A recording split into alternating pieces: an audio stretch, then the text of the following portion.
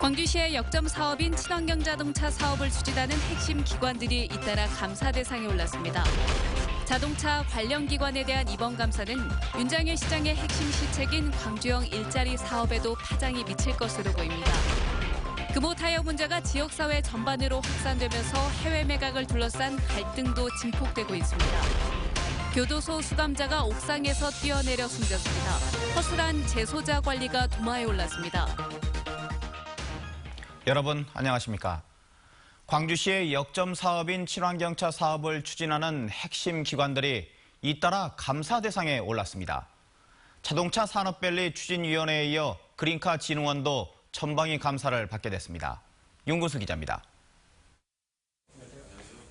광주시 감사위원회가 그린카 진흥원에 대한 감사에 착수했습니다. 자동차 산업밸리 추진위원회를 감사하기 시작한 지 사흘 만입니다. 감사위원회는 그린카 진흥원으로부터 2년치 회계 관련 자료와 인사자료 등을 제출받아서 본격적인 검토에 들어갔습니다. 회계, 계약 이런 거 자료, 일체 자료 제출하면서 방금 전에 갔다 왔거든요. 감사위는 그린카 진흥원의 오모 원장이 광주시의 지원 예산과 업무 추진비 등을 부적절하게 사용했는지 여부를 살펴볼 예정인 것으로 전해졌습니다. 또 지난해 본부장을 채용하는 과정에서 진흥원 안팎에 부당한 개입이 있었는지도 확인하고 있는 것으로 알려졌습니다. 그린카 진흥원은 친환경차 사업과 관련해서 연구개발이나 기업 지원 등을 담당하는 것으로 자동차 밸리위와 함께 광주시를 지원하는 핵심 기관입니다. 친환경차 사업을 지원하는 두 기관이 동시에 감사를 받고 관리감독 책임이 있는 광주시의 주무부서장들이 직위 해제되면서 친환경차 사업의 3대 축이 한꺼번에 흔들리고 있습니다. 또 이례적인 전방위 감사를 볼 때 결과에 따라서는 형사사건으로 번질 가능성도 배제할 수 없게 됐습니다. MBC 뉴스 윤문수입니다. 이번 감사가 윤장현 시장의 핵심 시책인 친환경 자동차 사업을 정조준하고 있다는 점에서 그 배경에 궁금증이 일고 있습니다. 더구나 민선 6기 광주형 일자리 사업과도 관련돼 있어서 더욱 이례적인데요. 그래서 갖가지 해석과 추측이 난무하고 있습니다. 김철원 기자입니다. 윤장현 시장이 자신의 핵심 시책인 친환경 자동차 사업 그리고 광주형 일자리와 관련된 두 기관을 감사하고 관계 공무원을 업무에서 배제하는 초강수를 둔 건 어떤 이유일까? 광주시는 세금이 제대로 쓰였는지 보기 위해서라는 원칙론을 들었지만 이면에는 다른 사정이 있다는 관측이 있습니다. 실제로는 현재 조성 중인 빅그린 산단의 자동차 대기업 유치를 둘러싼 이해관계가 진짜 사정이라는 겁니다. 이번에 업무에서 배제된 공무원들은 자동차 밸리위원회 신모 부위원장이 대기업 유치의 핵심적인 인물이라며 기부금으로 그를 흔들면 대기업이 광주에 오지 않을 수도 있다는 주장을 편 것으로 전해졌습니다. 자꾸 그런 어떤 논리로서 방어막을 치는 건 옳지 않다. 그리고 그런 어떤 이제 이유를 내세워서 감사가 진행되지 이제 않아야 된다. 뭐 이런 건 이제 맞지 않다라고 이제 생각을 하고요. 기부금 부정 사용 의혹을 받고 있는 자동차밸리위원회 신모 부위원장도 취재진을 만나 비슷한 말을 했습니다. 신 부위원장은 본인이 대기업 유치를 위해 얼마나 애썼는지를 안다면 기부금을 어떻게 썼어도 부족함이 없을 것이라며 광주시가 이러는 이유를 알지 못하겠다고 불만을 터뜨렸습니다. 7, 8부 능선을 넘었다던 대기업 유치는 감감무소식인데 핵심 관계자들이 줄줄이 감사 대상으로 오르면서 윤장현 시장도 크든 적든 부담을 질 수밖에 없게 됐습니다. 한편으론 부담이 더 커지기 전에 칼을 빼든 것 아니냐는 관측도 나오고 있습니다. 이번에 불거진 이 일이 광주형 일자리의 향방과 또 석 달 남은 지방선거 결과에 어떤 영향을 미칠 것인지 관심 있게 지켜볼 필요가 있습니다. MBC 뉴스 김철원입니다. 해외 매각 논란으로 일촉즉발의 위기를 맞고 있는 금호 타이어 문제가 노사를 넘어 지역사회 전반으로 확산되고 있습니다. 하지만 각자 현실인식이 다르다 보니 자신의 눈높이에 맞춰 해법을 내놓으면서 갈등이 증폭되고 있습니다. 송정근 기자입니다. 금호 타이어의 현주소를 설명하기 위해 사측이 마련한 설명회 자리. 노사의 간극이 얼마나 큰지 다시 한번 드러냈습니다. 채권단과 회계법인까지 참석했지만 조합원들이 불참하면서 사측은 사실상 나홀로 설명회를 했습니다. 노조 반대에도 불구하고 최고 경영자는 다시 한번 해외 매각의 불가피성을 강조했습니다. 일단은 하여간 살고 보자. 그래서 해외 유치를 억셉트하게 된 거죠. 그동안 예의주시하고 있던 협력업체들도 본격적으로 목소리를 내기 시작했습니다. 190여 개 협력사가 죽기 일보 직전이라며 조속한 경영 정상화를 통해 법정 관리만은 막아야 한다고 촉구했습니다. 금호타이어가 예측할 수 없는 법정 관리를 피하고 하루속히 지역 경제가 안정을 되찾을 수 있도록 모든 조치를 강구해 줄 것을 요청합니다. 해외에 매각되느니 차라리 법정 관리를 선택하겠다는 노조를 우회적으로 압박한 겁니다. 반면 노동계는 채권단이 혼자서 해외 매각을 결정할 수는 없다며 정부와 여당을 질타했습니다. 해외 매각을 철회할 때까지 무기한 농성도 예고했습니다. 있는 일자리도 지키지 못하고 거시한 흑자기업 금호타이어를 외국 자본에 내팽개치고 무슨 일자리를 한단 말입니까? 금호타이어 노사는 늦어도 오는 23일까지 합의를 해야 사원 설명회나 찬반 투표를 거쳐 채권단이 정한 마감 시한인 오는 30일 이내에 자구안 제출이 가능합니다.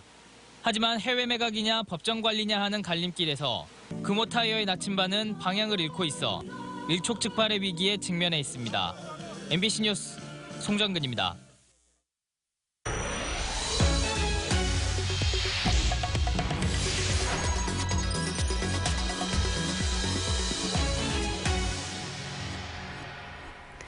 (6.13) 지방선거에서 개헌 국민투표를 실시하려면 정부가 늦어도 오는 21일까지는 개헌안을 발의해야 합니다. 그 안에 담길 핵심 내용 중 하나가 지방분권인데 어떤 게 포함될지 박영훈 기자가 설명해드립니다.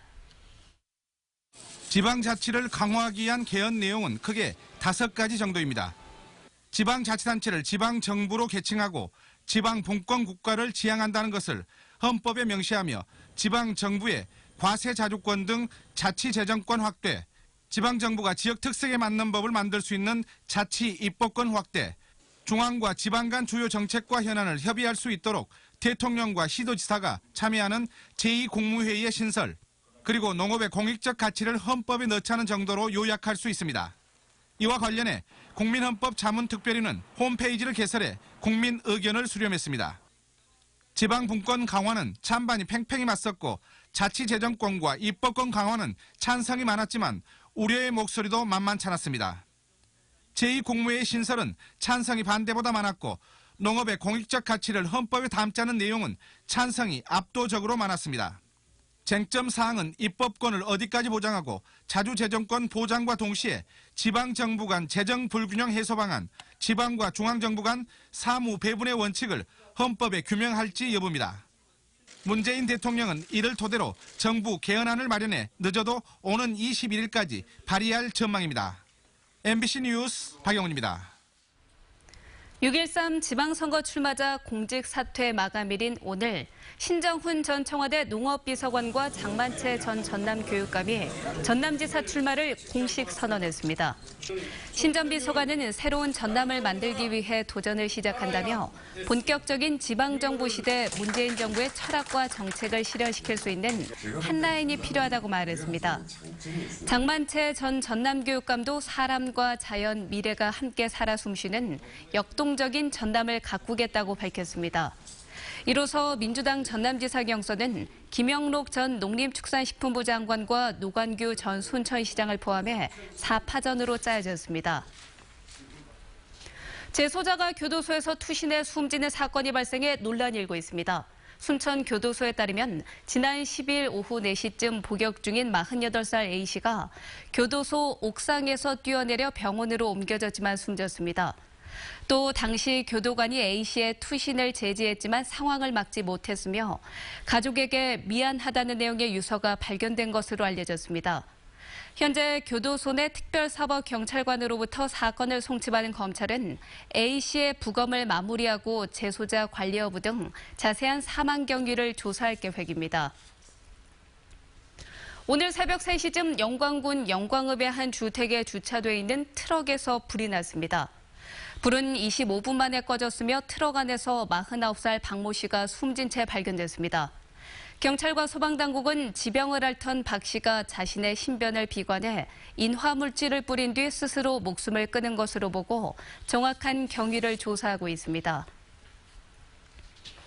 5.18 민주화운동을 계승 발전시키기 위해서 전국의 시도 교육감들이 5.18 교육을 모든 학교로 확대하기로 했습니다. 5.18 민주화운동, 60 민주항쟁으로 이어지는 한국 민주주의의 역사와 제주 4.3이 건진 평화와 인권의 소중함을 미래 세대에게 온전히 교육해야 한다. 전국 시도교육감협의회는 5.18 교육 전국화 공동선언문을 발표하고 전국의 모든 학생들이 5.18의 역사적 의의를 배울 수 있도록 5.18 기념계기 교육과 5월 민주강사단 지원 등 협력을 강화하기로 했습니다. 광주 전남 지역의 학생 1인당 사교육비가 다른 시도와 비교해서 상대적으로 낮은 것으로 나타났습니다. 통계청이 발표한 지난해 초중고 사교육비 조사 결과에 따르면 학생 1인당 사교육비가 광주는 24만 5천 원, 전남은 15만 7천 원으로 집계됐습니다. 광주의 1인당 사교육비 수준은 전국 7개 특광역시 가운데 울산에 이어서 가장 낮았고 전남은 전국 17개 시도 가운데 최하위권인 것으로 분석됐습니다. 광주 전남 지역의 사교육비가 상대적으로 낮은 상황에서 광주의 수능 성적은 전국 최상위권, 전남은 최하위권을 기록해 대조를 보였습니다. 광주시의 청년 일자리 지원 사업인 청년 드림 사업이 국가 사업으로 확대됩니다.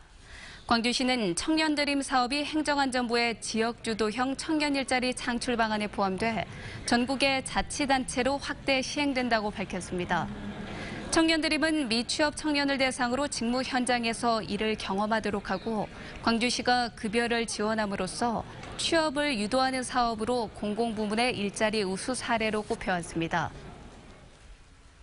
한국농수산식품유통공사 AT와 국가식품클러스터 지원센터가 농식품 수출기업 경쟁력 제고를 위해서 AT 본사에서 업무 협약을 체결했습니다. 이번 협약으로 AT는 식품 클러스터 내 사업체의 교육과 컨설팅 지원은 물론 수출 정보 교류와 해외 시장 개척 지원 등 클러스터의 식품 기업들이 해외 시장에 성공적으로 진출할 수 있도록 협력할 계획입니다. 지역 시민단체가 5.18 기념재단의 개혁을 요구하고 나섰습니다. 광주 시민단체 협의회 등 사회단체 4곳은 광주시의회에서 기자회견을 갖고 이사장 선출과 상임이사 공모 방식 등 5.18 기념재단 운영이 비민주적이고 폐쇄적이라고 지적했습니다. 이들은 기념재단과 광주시의 현 상임이사 연임을 위한 형식적 공모 중단을 비롯해서 현 상임이사의 사퇴와 재단 정상화 대책 마련을 요구했습니다.